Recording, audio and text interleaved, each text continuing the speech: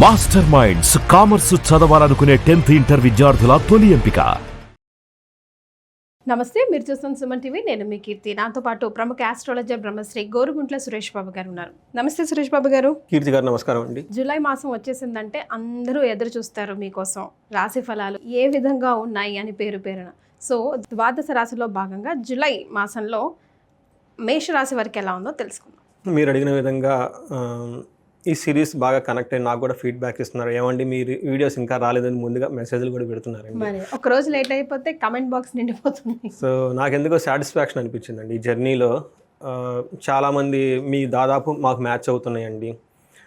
ఎక్కడ యుఎస్ నుంచి ఉన్నవాళ్ళు, ఎక్కడెక్కడో దూరాన ఉన్నవాళ్ళు, చాలా డిఫరెంట్ చిన్న చిన్న కంట్రీస్లో ఎక్కడో ఉన్నవాళ్ళు కూడా, ఫిన్లాండ్ అక్కడ ఎక్కువ ఉండరండి పాపం. అక్కడ కూడా చూసి పెడుతుంటే నాకు తృప్తిగా, సాటిస్ఫాక్షన్ అనేది మనం చేసిన పనికి మంచి పాజిటివ్ ఫీడ్బ్యాక్ వస్తే బాగుంటుంది కదండి.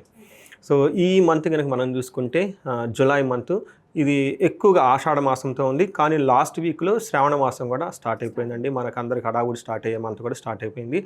ఈ మంత్లో ఎలాంటి రాశి వాళ్ళైనా సరే కొన్ని ముఖ్యమైన డేట్స్ గుర్తుపెట్టుకోవడానికి చాలా ఇంపార్టెంట్. ఒకటి ఆషాఢ నవరాత్రులు. ఎవరికైతే నాకు చాలామంది ఫోన్ కాల్స్ డైవర్స్ ఇష్యూలు చాలామంది సఫర్ అవుతున్నాడండి. అంటే ఏదో ఒక కారణంతో విడిపోతున్నారు, కానీ వాళ్ళ మీద వీళ్ళ మీద వాళ్ళ కేసులు వేసేసుకొని ఒకళ్ళ మీద ఒకళ్ళు వృధాగా టైం అంతా వేస్ట్ చేసేసుకొని అది పేరెంట్స్కి బాధ, వీళ్ళకి బాధ, ఒక దాంట్లో వెళ్ళిపోయారండి. అంటే ఏమంటారంటే చెడుని ఏదో సామెత చెప్తారండి, మంచిది మనం పావలా పెట్టి కొనుక్కోవాలంటే చెడుని ముప్పాలా పెట్టి వదిలిచ్చేసుకోవాలంటే లైఫ్ స్పాయిల్ అయిపోతుంది కదండి. అది చాలా బాధ వేస్తుందండి. ఇది అట్లాంటి వాళ్ళు ఎవరైనా కనుక ఉంటే, మొన్న కూడా ఒక టెంపుల్లో ఒక ఆమె కలిసిందండి. ఏడ్ చేస్తుందండి, వాళ్ళ అబ్బాయి యూఎస్లో ఉన్నారు, ఈ ప్రాబ్లమ్స్ అన్నీ అయిపోతున్నాయండి, ఏ పని చేయలేకపోతున్నారు. ఇక్కడ ఉన్న పేరెంట్స్కి ఇక్కడ ఎంత బాధ, వాళ్ళు అక్కడ ఉన్నారు, ఇద్దరు అక్కడే ఉన్నారు, ఇక్కడ ఉన్న పేరెంట్స్ బాధపడుతూ ఉంటారు, వాళ్ళు ఫోన్లు చేసి ఏడ్ చేస్తూ ఉంటారు. సో అలా ఒక కోర్టుకు సంబంధించిన వ్యవహారాలు, లీగల్కి సంబంధించిన వ్యవహారాలు తేలకుండా కనుక ఉంటే ఈ ఆషాఢంలో మాసంలో వచ్చే గుప్త నవరాత్రులు, వారాహి నవరాత్రులు ఖచ్చితంగా చేసుకుంటే వాటికి పరిష్కారం లభిస్తుందండి. ఈ డేట్స్ ఇవి మర్చిపోకుండా చేసుకోండి. జూలై 6th అగైన్ తులేకాదశి ఉందండి. ఆ రోజున ఇంటికి సంబంధించిన జనాలకు మనకు రుద్రాభిషేకం కనుక ఆ టైంలో చేసుకుంటే చాలా చాలా కలిసి వస్తుంది. ఉపవాసం ఉంటే పర్టికులర్ ఎవరు చేసుకోవాలనుకుంటే ఇంట్లో ఒకళ్ళ మధ్య ఒకరికి సయోధ్యత కుదరకుండా, ఇంట్లో కంటిన్యూస్గా ఎవరికి ఒకరికి ప్రాబ్లం వస్తూ ఉంటే ఆ రోజున ఇంట్లో రుద్రాభిషేకం చేయించుకొని వేద ఆశీర్వాదం తీసుకుంటే ఇలాంటి ప్రాబ్లమ్స్ ఏమైనా ఉన్నా కానీ తొలగిపోతాయండి. చాలా సింపుల్ పవర్ఫుల్ రెమెడీ అండి. అది కూడా చక్కగా ఆ రోజున వినియోగించుకోవాలి. ఒక రకంగా జూలై మంత్ అంతా చాలా మంచి పరిహారాలు చేసుకోవడానికి మంచి నెల అని మనం అనుకోవచ్చు. ఆషాఢం ఎప్పుడు స్టార్ట్ అయ్యి ఎప్పుడు ఎండ్ అవుతుంది? ఆషాఢ మాసం వచ్చేటప్పటికి ఇది 26th జూనే స్టార్ట్ అవుతుందండి. జూలై 25th ఎండ్ అవుతుంది. అంటే ఒక 5 days ముందు వస్తుంది అనమాట. ఇప్పుడు మనకి జూలైతో కంపేర్ చేసుకుంటే ఒక 5 days ఆషాఢ మాసం ముందుకు వచ్చేస్తుంది అనమాట. ఆ లాస్ట్ 5 daysలో మనకి వచ్చేటప్పటికి జూలై 25th శ్రావణ మాసం స్టార్ట్ అయిపోతుంది. అందుకని మనం ఇప్పుడు ఆషాఢ మాసంలో చెప్పుకోవాలి, అలానే శ్రావణ మాసంలో ఫస్ట్ వీక్లో ఉన్న పండుగలు కూడా చెప్పుకోవాలి. శ్రావణ మాసం మీకు తెలుసు కదండి, ప్రతిరోజు ఎంతో ఇంపార్టెంట్ అనమాట. అందుకని 5 days ఈ మంత్లో ఉన్నా కానీ మంచి పండుగలు ఇక్కడే కవర్ అయిపోయినాయి ఈ జూలై మంత్లోనే. సో ఇందులో గురు పూర్ణిమ జూలై 10th ఉందండి. ఎవరి జాతకం అయితే గురువు సరిగా లేడు, పర్టికులర్గా వృశ్చిక రాశి వాళ్ళకి 8th హౌస్లో గురువు ఉన్నాడండి, మంచిది కాదు వాళ్ళు. అలానే గురువు మనకి ధనాన్ని, సంతానాన్ని ఇస్తారు కాబట్టి సంతానం కావాలనుకున్నా, ధనం కావాలనుకున్నా కానీ గురువుకు శుశ్రూష చేయాలి అని చెప్పేసి శాస్త్రాలు చెప్తున్నారు. అంటే సేవ చేయాలి. వాళ్ళకి చెప్పులు ఇవ్వటం, గొడుగులు ఇవ్వటం, బట్టలు కొనేయటం, వాళ్ళ దగ్గరికి వెళ్ళటం, వాళ్ళ దగ్గర కొంచెంసేపు కూర్చోవటం, స్వీట్స్ ఏదైనా ఇవ్వటం, మంచిగా వాళ్ళు టైం స్పెండ్ చేసుకొని ఆశీర్వాదం తీసుకొని వస్తే వాళ్ళకి బాగా కలిసి వస్తుంది. అది జూలై 10th. ఇంకొక ముఖ్యమైన రోజు అంటే నాగ పంచమి. చాలా పాపులరు. మనకి శ్రావణ మాసంలో పంచమి రోజున వస్తూ ఉంది.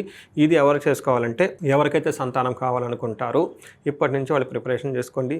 అలానే కాల సర్పదోషము, రాహుకేతువుల దోషము, ఇలా పాముకి సంబంధించిన ఎలాంటి దోషాలు ఉన్నా వాళ్ళ ఇళ్లలో, వాళ్ళ పై ఇంట్లో ఎవరైనా నాగా అన్న వాళ్ళంటే కంపల్సరీ వెళ్ళాలంటే అది గుర్తుపెట్టుకోండి. ఎందుకంటే వాళ్ళు నాగా అని పేరు వాళ్ళ ఇంట్లో ఎవరికి ఉన్న, నాగమ్మ, తర్వాత మానస, నాగ చైతన్య, ఇలా నాగా అన్న పేరుతో నాగులమ్మ, సుబ్రహ్మణ్యం, సుబ్బమ్మ, ఇలా ఎవరున్నా కానీ వీళ్ళంతా కంపల్సరీ వాళ్ళ వంశ పారంపరాన్ని కొనసాగించాలండి.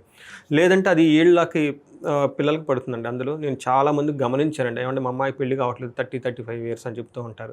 చూసుకుంటే ఈ నాగ దోషం వాళ్ళలో పట్టుకొని ఉంటుందండి. వాళ్ళంటే వాళ్ళు పెద్దవాళ్ళు మొక్కుంటారు, మాకు పిల్లలు లేరు, మా వంశం కావాలనుకుంటే అప్పుడు పిల్లలు పడతారు. అది కొనసాగాలి కదా, ఆ లైనేజీలు కొనసాగాలి. అందుకని ఇవి ఖచ్చితంగా నాగపంచమి డేట్ గుర్తుపెట్టుకోండి, 29th జూలై. ఇవి 3 పండగలు, 3 స్పెషల్ అకేషన్స్ నా దగ్గరికి ఎవరైనా వచ్చినా కానీ నేను ఇమీడియట్గా వాళ్ళకి చెప్పే పరిహారాలు ఇందులోనే ఉంటాయి. ఎందుకంటే అకేషనల్గా ఉంటాయి కదండి, ఇప్పుడు ఎప్పుడో వస్తే మనం చేసుకోలేము. ఇప్పుడు కరెక్ట్గా టయానికి ఉన్నాయి కాబట్టి వీళ్ళ ముగ్గురు చేసుకుంటే చాలా చాలా మంచిదండి. మనం ఈ మేషరాశులు ఇందులో నక్షత్రాలు కనుక చూసుకుంటే అశ్విని 1, 2, 3, 4 పాదాలు, భరణి 1, 2, 3, 4 పాదాలు, కృత్తిక ఫస్ట్ పాదం.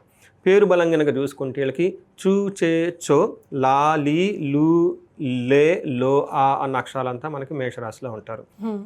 మనం వీళ్ళకి సూక్ష్మ గోచారం, లఘు గోచారం ప్రకారం చూసుకుంటే వీళ్ళకి ఎలా ఉండబోతుంది అని అంటే లాస్ట్ మంత్తో కంపేర్ చేస్తే కొంచెం బెటర్గా ఉంటుందండి వీళ్ళకి. ఎందుకంటే సూర్యుడు వీళ్ళకి 4th హౌస్లో ఉన్నారు, మిగతా గ్రహాలు కూడాను చాలా అనుకూలంగా ఉన్నాయి. మనం లాస్ట్ మంత్ కూడా ఇదే చెప్పుకున్నాము. వీళ్ళకి మానహాని, అగౌరవం జరిగే సంఘటనలు ఎక్కువగా ఉంటాయి. ధనం వీళ్ళకు ఇంతకుముందు రాకుండా ఆగిపోయి ఉంటే కనుక ధన ప్రవాహం వీళ్ళకి తిరిగి వచ్చే అవకాశం ఎక్కువగా ఉంటుంది. ధన ప్రాప్తి, విత్త సిద్ధి, వీళ్ళకి ఏదైతే కొన్ని ఖర్చులకు సంబంధించిన ఫైనాన్షియల్ టార్గెట్స్ ఏమైనా ఉంటే అవి ఖచ్చితంగా నెరవేర్చుకొని ముందుకు వెళ్ళిపోతూ ఉంటారు. బట్ ఓవరాల్గా కనుక చూసుకుంటే మిక్స్డ్గా ఉండి పాజిటివ్ సైడ్లో ఉంటుందని చెప్పుకోవాలి.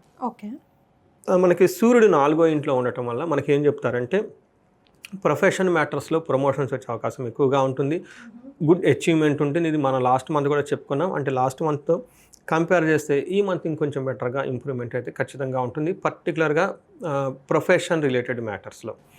మనం ఓవరాల్గా సన్ 4వ ఇంట్లో ఉండటం వల్ల ఏం చెప్తారంటే అంతఃక్లేశ, గృహఛిద్రం, సౌఖ్యహాని మభోజనం, ప్రయాణే విఘ్నమాప్నోతి, చతుర్థే రవి సంయుతే అని మనకి సంస్కృతంలో మహర్షులు చెప్తారు. అంటే మనసులో ఏదో ఒక విచారంగా ఉండటం, ఇంటికి సంబంధించిన విషయాల్లో భయంగా ఉండటము, లేకుంటే సుఖం లేకపోవటం ఉండే అవకాశం ఎక్కువ ఉంటుంది. టయాన్ని భోజనం చేయకపోవటం, ప్రయాణాలు కనుక చేస్తే విఘ్నాలు, ఆటంకాలు ఉంటాయండి.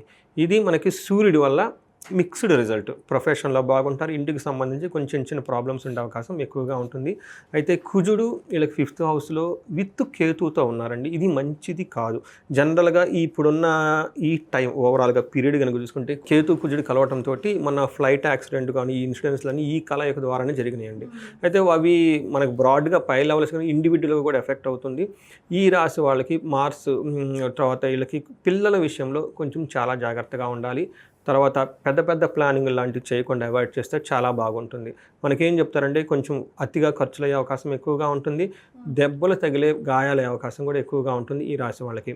మనకి 5th హౌస్లో కేతు ప్లస్ కుజుడు ఇద్దరు కలిసి ఉండటంతో ఏమని చెప్తారంటే దేహజాడ్యం, సంతాపకాలతిక్రమణ భోజనం, దురితం కర్మలాభచ్చ. ఏదైనా కనుక పని చేస్తే అందులో సరిగ్గా రిజల్ట్ ఉండకపోవటము, టైం విడిచి టైం భోజనం చేయటము, ఈ విషయాలన్నీ ఎక్కువగా ఉండే అవకాశం ఎక్కువగా ఉంటుంది.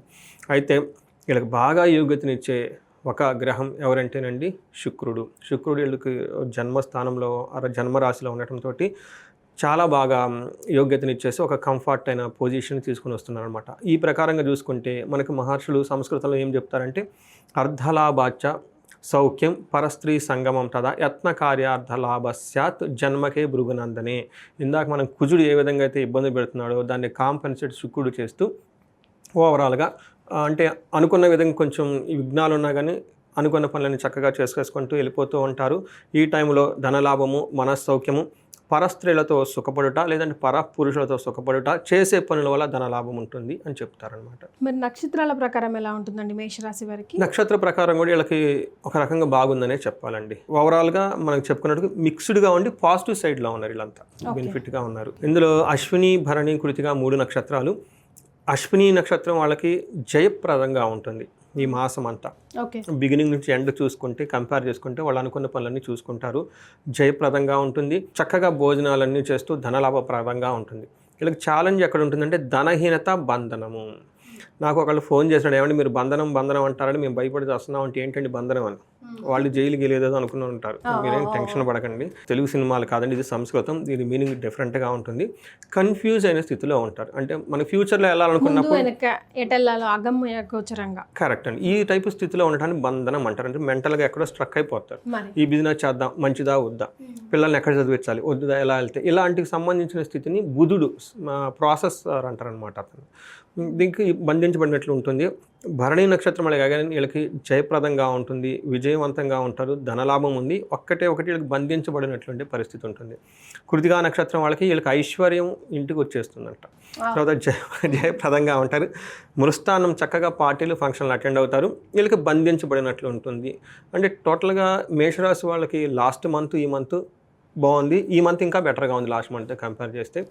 ఒక మంచి టైం అని మనం అనుకోవాలండి. అయితే మనకి లత్త అన్న ఒక కాన్సెప్ట్ చూసుకుంటే అశ్విని నక్షత్రం వాళ్ళకి స్త్రీ నాశనం. అంటే వీళ్ళ ఇంట్లో ఎవరికో ఒకరికి హెల్త్ బాగాలేకపోతే తద్వారా వీళ్ళు బాధపడతారు. పిల్లలకు లేదంటే స్త్రీలు అంటే కదండి, మొన్న ఎవరు అడుగుతున్నారు ఏమంటే స్త్రీలు అంటే ఎవరండి అని. వాళ్ళ వద్ద అంటే స్త్రీలు రకరకాలు ఉంటారు కదండి, ఏ టైప్ స్త్రీలు అంటే స్త్రీ అంటే స్త్రీయే, పురుషుడు అంటే మనకి ఇలా నెగిటివ్ థాట్స్ వచ్చేస్తాయి స్త్రీ అనగా. అదేలేండి, ఆ డైలాగ్ ఉంది కదా, ఓ స్త్రీ రేపు రా, దాన్ని అట్లా చేసేసారు. స్త్రీ అంటే మహిళలండి, మహిళలు. స్టార్టింగ్ ఫ్రమ్ మన ఇంట్లో ఉన్న చిన్న పిల్లలు కూడా ఉంటారు. ఇప్పుడు మా అమ్మాయికి 4 years, అంతే కదండి. మా అమ్మాయికి నిన్న వామిటింగ్ చేసుకుంది, ఉరుకుతా పరుగులు పెట్టుకుంటూ పోయాము. స్త్రీ నాశనం అంటే అదే కదండి, మా అమ్మాయి బాగా అలా అనుకోవచ్చు కదా. నాశనం అనగానే పెద్ద కూడా అవ్వక్కర్లేదు, చిన్న చిన్న మనం మంత్లీ చూస్తున్నాం, ఓవరాల్ వాళ్ళ జాతకం చూడట్లేదు కాబట్టి. అది ఇది మనకి 30-40% అప్లై అవుతుందండి. దీన్ని చూసి భయపడొద్దు.